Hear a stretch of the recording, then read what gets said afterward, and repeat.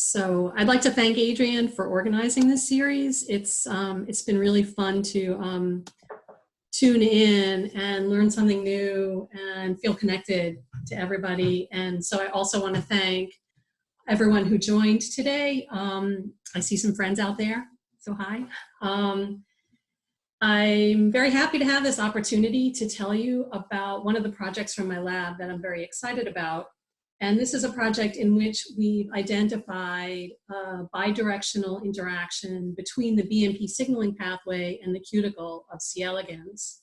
So I'll start with a little bit of general background. My lab studies cell signaling through the TGF-β family of secreted peptide growth factors, which is a large family of ligands in all animals. And members of this family participate in a wide variety of types of biological processes, some of which are summarized in this figure.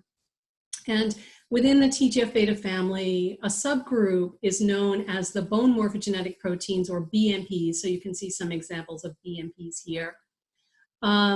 These factors, the BMPs, were first identified for their function in stimulating bone formation, but they also have a wide range of activities in a variety of cell types.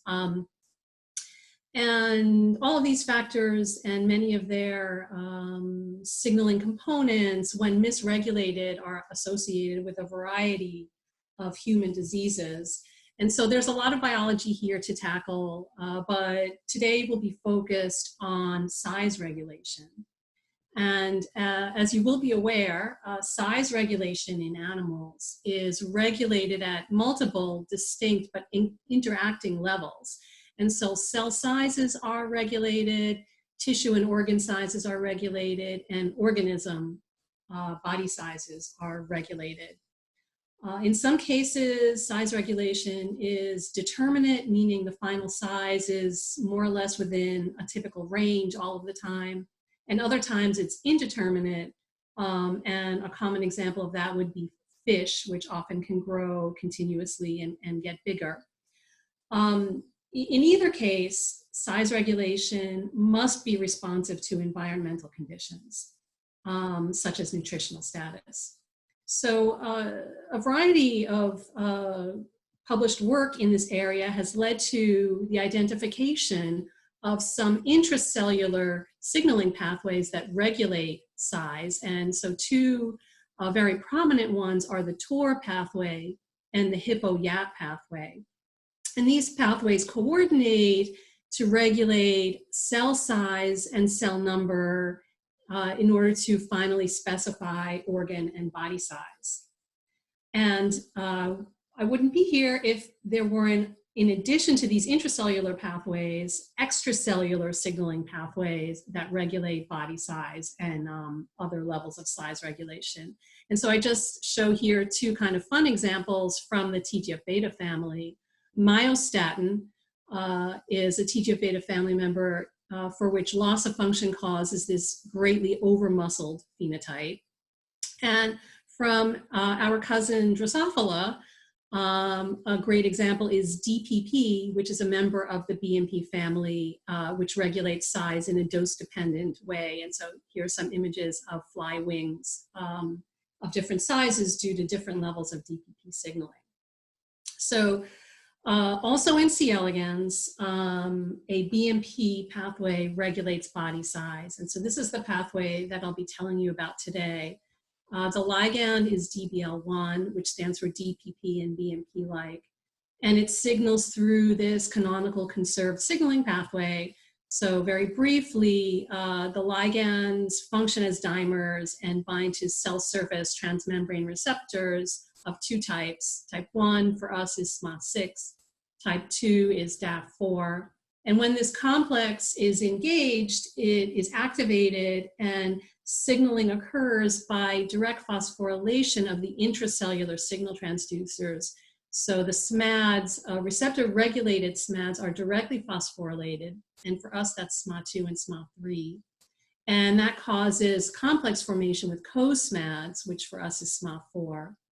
These accumulate in the nucleus, where they directly bind to DNA and interact with transcriptional cofactors to either activate or repress target gene expression. And again, this is the same mechanism that occurs across TGF-β signaling pathways in all organisms. So the name of some of these genes, the name SMA, comes from the fact that the first observed loss of function phenotype is a small body size. And so this slide summarizes some of the early work from my lab to understand at a cellular basis what occurs in this body size phenotype for this pathway. So we measured body length at different times after embryo collection, and you can see that the dark blue is the control wild type animals. The mutants hatch out as about the same size as wild type, but they grow more slowly. And so what we see on the right here are some reproductively mature adults, DBL1 mutant and wild type. And you can see that there's a very distinct difference in the body size of these. So we and others have looked at the number of nuclei in the animals, and there's no change. So this is not a cell proliferation defect. So it must be a change in the number, in the size of the cells or the tissues. And we also showed that the Smad activity in the hypodermis is sufficient to rescue body size in a mutant. Again, this was work that we published long ago. Following this, we really wanted to understand this body size phenotype at a more molecular level. And so we looked to find target genes of the pathway, transcriptionally regulated target genes. And one of the classes of target genes that we identified are members of the large family of cuticle collagen genes. So this image shows some images and corresponding diagrams of the worm cuticle. As you know, it's the outermost layer. It's a flexible extracellular layer that's composed of protein and lipid. And the major protein component is collagen. And it's organized into these circumferential rings known as annuli that are separated by furrows. So if you look in cross-section, you can see the furrows, and these are the annuli. And in cross-section, it also comes in multiple layers. There are about 170 genes coding for cuticle collagens. And some of these have been very well characterized. For example, some of them mutate to cause dumpy phenotypes. And some of those dumpy collagens have been physically localized to either the annuli or to the furrows.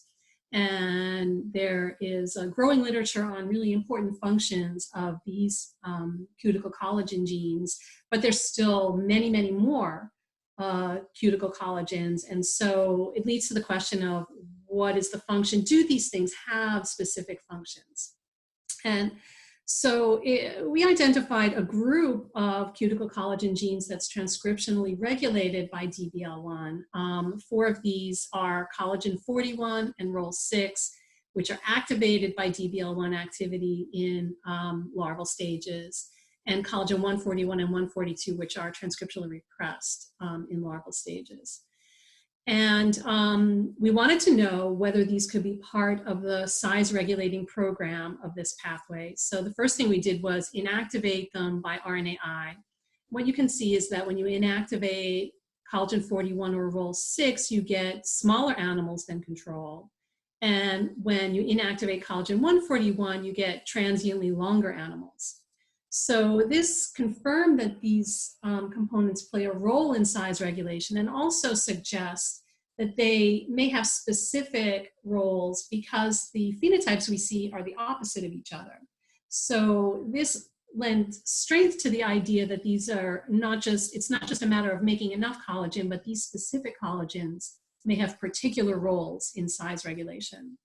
And so to confirm that, we also analyze mutants and overexpression strains. So we looked at an available loss of function mutation for Rol6, and just like the RNAi, it's also smaller. We then looked at overexpression. We concurrently overexpressed collagen 141 and 142 because they are adjacent in the genome, and so we cloned out a genomic fragment containing both of those and expressed it in a multi-copy array.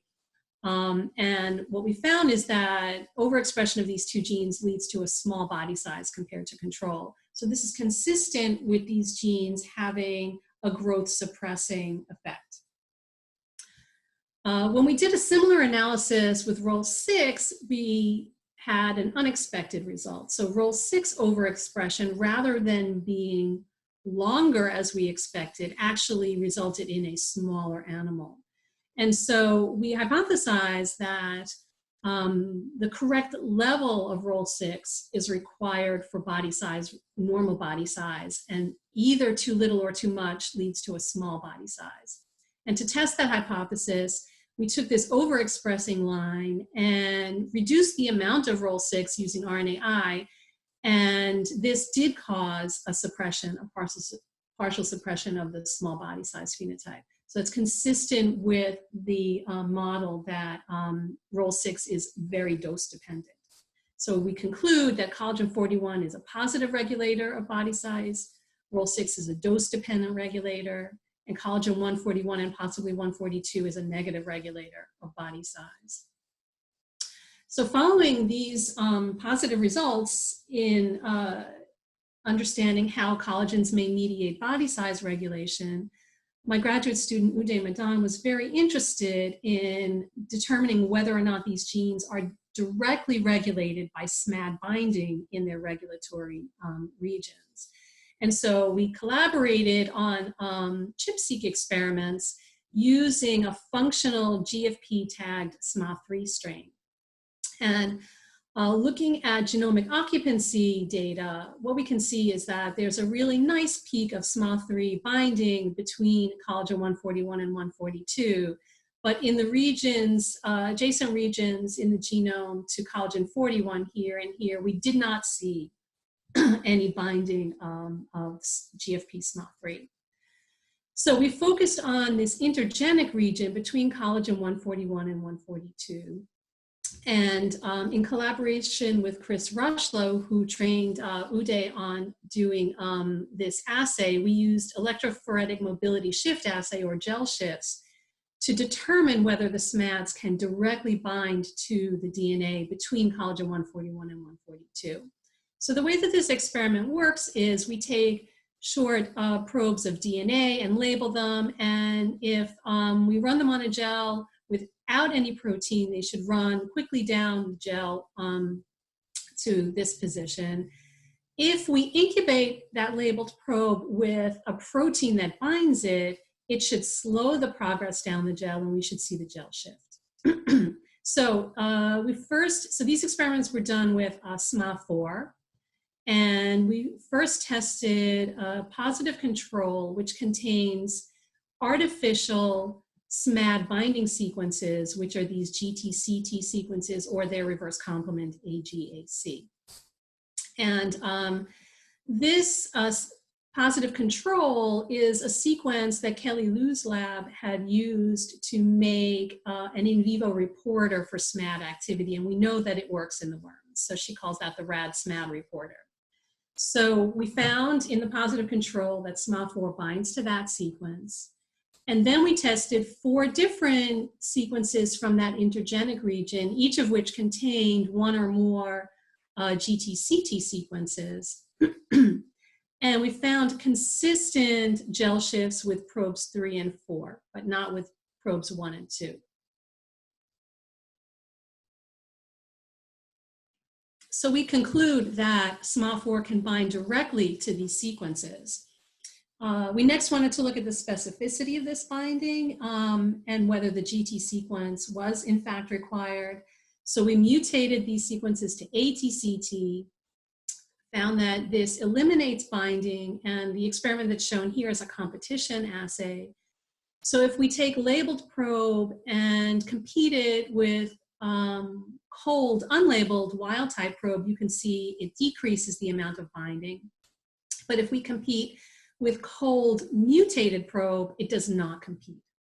So this says that the GTCT sequence is required for the Smad binding in these regions. And so this was also reassuring because this is the canonical Smad binding sequence in other organisms as well. So this paper was published a couple of years ago, and to summarize what we found, DBL1 signaling acting through the SMADs, we think directly represses the expression of collagen 141 and 142, which are growth restrictive collagens, and possibly indirectly activates collagen 41 and Rol6, which are growth activating collagens. And so for the next part of the talk, I'd like to focus on the reverse direction of signaling. We just kind of a crazy idea, really, that perhaps the collagens in the cuticle might feed back to alter the level of signaling in the pathway. And so we began by testing that using this rad SMAD reporter that I told you about that contains artificial SMAD binding sequences driving GFP expression. And so we quantified the level of GFP in the hypodermal nuclei in which SMAD activation is required for body size. And what you can see is that RNAi of any one of these 4 cuticle collagen genes can reduce that SMAD reporter activation to a greater extent in adults, but somewhat also in L4 animals. So this says that there is a feedback loop.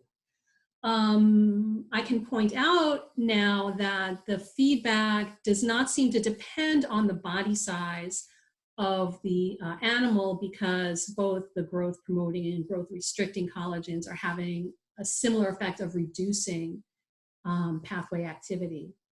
So we next wanted to know at what level did this feedback act. It could act on any one of the components of the pathway, but we eventually found, much to our surprise, that the feedback acts at the very first step in the pathway at the level of transcription of the ligand DBL1.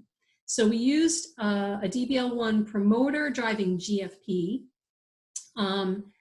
and looked at the levels of expression of GFP in the ventral cord motor neurons, which express this ligand. And what you can see is that in RNAi of any of these 4 genes, both in L4 and in adult, significant reduction in the levels of expression of this DBL1 transcriptional reporter. And we followed up with this in some mutant and overexpression backgrounds as well. So this panel shows you what this transcriptional reporter looks like. There's expression in ventral cord motor neurons, which are along the ventral surface of the animal. When we cross this into a Rol6 loss of function background, the expression becomes completely undetectable. When we cross it into a collagen 141 loss of function background, expression becomes reduced, which is quantified here. On the other hand, when we cross this construct into overexpression background, collagen 141 and 142, there's no significant change. So again, this is consistent with our observation that it's not the size of the animal, but something else that's leading to this feedback. So this paper really just came out this month, and my current master's student in the lab has done some of the published work and also some of the new work. And so we now have additional data on Rol6 overexpression, in which we found that it also has no significant change in DBL1 expression levels. So to put that part of the talk together, and tell you what our model is. So you can find this model in the paper and also in this kind of fun video abstract that we made for the paper. So what's shown in this figure is a cross-section of the ventral surface of the worm. So DBL1 is expressed in these neurons. It signals through the receptors to activate SMADs in the hypodermis, leading to changes in the expression of cuticle collagen genes. And then these collagens are deposited in the cuticle, so that's the forward regulation. But now we know that changing the cuticle composition leads to changes in the expression levels of DBL1 from those neurons. So this is the feedback regulation. And we note that this is a contact-independent regulation because the cuticle is physically separated from the neurons that express DBL1. So in current and ongoing work, we're interested in understanding the mechanisms of this feedback regulation.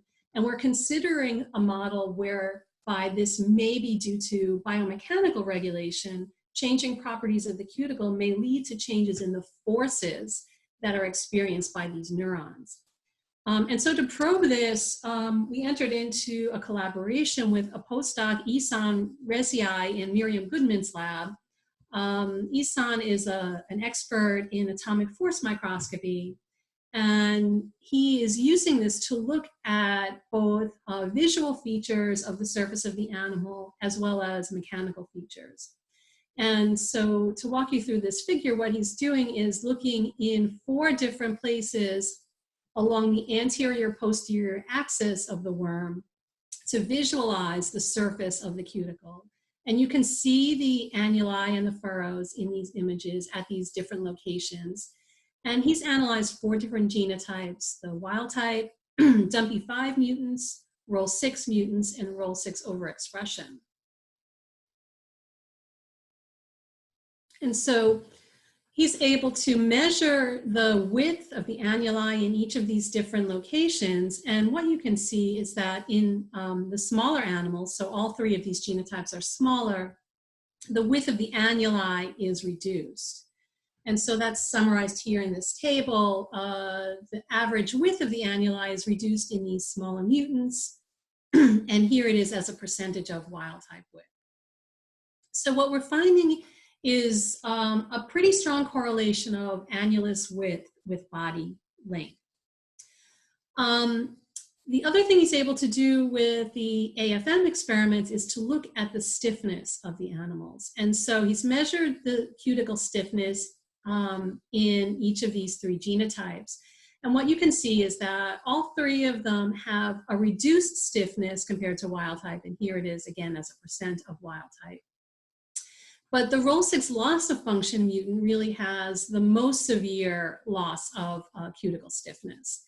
And what's interesting, as I've told you, is that the ROL6 loss of function also is the one of these genotypes that has an effect on DBL1 expression. And so we are hypothesizing that perhaps the level of DBL1 expression is regulated or responsive to the stiffness of the cuticle. And in future experiments, we want to test that hypothesis and determine what components are necessary for the response to this change in cuticle stiffness.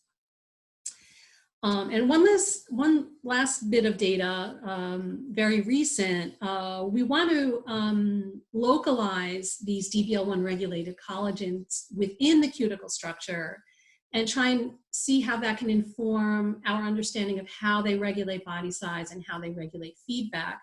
And so the first one that we've tagged with CRISPR is ROL6. So this is an endogenously tagged worm scarlet ROL6 line.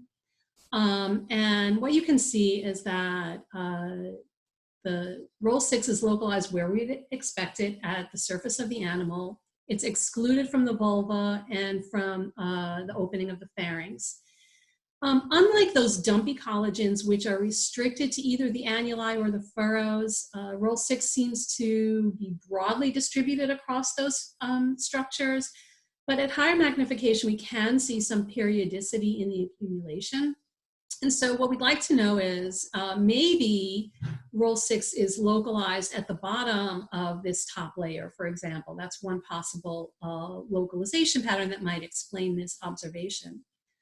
And so we're going to test that in future by co-localizing it with other tagged collagens, and also by looking in blister mutants in which this outer layer and the medial layer become separated, and see whether ROL6 is in the outer layer or in one of the more inner layers. So all of that is for the future. So let me just summarize what I've told you. And I'd like to say that I feel like this project is really just beginning. We've gotten to the point now where we've convinced ourselves that this interaction goes in both directions, but we're really interested in figuring out what the mechanisms are. So DBL1 activity through the SMADs is transcriptionally regulating these collagens, which regulate body size. And now I've also shown you that these collagens do feedback, and they do so at the level of DBL1 expression. I've shown you that role 6 affects the stiffness of the cuticle, and we're, And we're interested in understanding whether or not this change is part of that feedback mechanism. And so I think this work, I don't need to convince a C. elegans audience, but I feel like this work is a great model for studying cell and extracellular matrix interactions in the context of the intact animal, where all the tissues are in the right place. It's also an opportunity to study collagen functional specificity, which is very hard to do because collagens have a really high degree of sequence similarity. It's an example of growth control by ECM and also by BMPs, I should add here as well. And we're hoping that it will be a good model for mechanical regulation of gene expression. So I'd like to thank people that did the work. Most of the work I showed you was done by a former graduate student, Uday Madan, and a current graduate student, Albar Chowdhury. And I'd like to thank our collaborators, some of whose work I didn't show here, but particularly Isan for the great AFM work. And I thank you for your attention. Happy to take questions. Thank you, Cathy. It was a very nice talk. We already have a first couple of questions from Michael Shapira. Great talk, Cathy. BMP signaling affects also gene expression in the intestine. Have you looked at the consequence of hypodermal to neuron feedback for BMP target gene expression in there? For example, from the rad-SMAD construct. So we did not use the rad-SMAD reporter in the intestine. We didn't quantify it. So we targeted the hypodermis a little bit because of our bias on the hypodermal signaling, but you're absolutely right. There's still very much we don't know about what this pathway is doing in the intestine. And I think it will definitely be interesting to look in the collagen mutant backgrounds that we have and see whether there's a change in activity in the intestine. I expect there would be because the we are affecting the overall expression of the ligand, but we need to test it definitely. Thank you. He has a follow-up question, which was like, what age did you check the feedback? You looked at in adult worms? So we've looked in L4 and adult worms because they're, the expression of those reporters, the DBL1 transcriptional reporter is easier to look at then, but the rad-SMAD reporter, yeah, so we also did L4 and adult for the rad-SMAD reporter, yes. Now a question from Mehul. Although worms grow slightly as they age post L4, what is the normal trajectory of DBL1 signaling as the worm ages? Is it basically shut off in the context of gene regulation to body size? So we haven't looked very late in adult life. Certainly both wild type and DBL1 mutants continue to grow in adulthood. When we look at the rad-SMAD reporter, its activation is really peaking at L3, so L2 and L3. So it seems that the need for the pathway is diminished later. But I have not completely tested that it's, whether or not it goes away entirely. And a question from Gavin Woodruff. Sorry if he missed that, but how do you measure the stiffness of the cuticle? Yeah, so the AFM, let me see if I can pull that up. Yeah, So there's like a probe, and it has this little connection. So it physically touches the worm. So here it is. Here's an image of a worm that's immobilized, and here's the probe. And so it physically presses on the worm and measures, and from those measurements, the stiffness can be calculated. So anything more than that, you have to ask the expert. I have a question related to that. Do you think that the composition of the cuticle is actually restricting the growth of the animal? Like a strong cuticle is like stopping the extension? Right. So that's kind of how we're thinking about it, but we definitely need more data to really understand what it's doing, how some collagens act differently from others. And I should mention that many growth regulatory pathways are mechanosensitive. So it makes a lot of sense that this, yes, you constrain the growth by having a physical barrier and also by changing the tension or compression that's felt by the underlying tissue. So I think it is a very plausible model. Of course, the hippo-YAP pathway is a very well-known mechanosensitive pathway. So yeah, I think of it as maybe changing the stiffness, the elasticity, all of these features may eventually reach a state in which the worm says, yes, I've grown enough. Mm. I will not continue to add mass. Okay, thank you. And another question from Farhan Lagdawala. Are there any other environmental factor stimuli which can affect DBL1 signaling?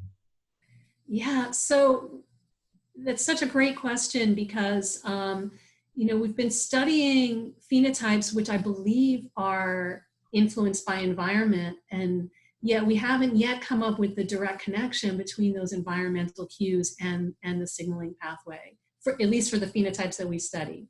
I should say that other people have found such connections.